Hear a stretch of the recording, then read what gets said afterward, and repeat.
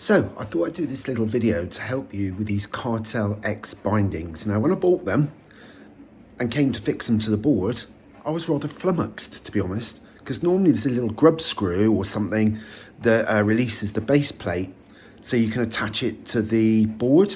But actually I couldn't find anything on this one.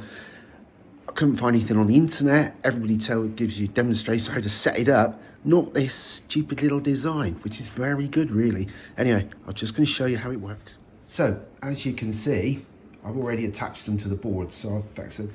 And if you have a look, there is no screws or anything. And I was staring at these for ages, and then I realised all you have to do is put your finger in, and it pulls out. That's all you have to do. I was taking all sorts of bits and forcing it, but that was it. How simple is that? All right, so hopefully you won't spend an hour and you'll find my video nice and quickly.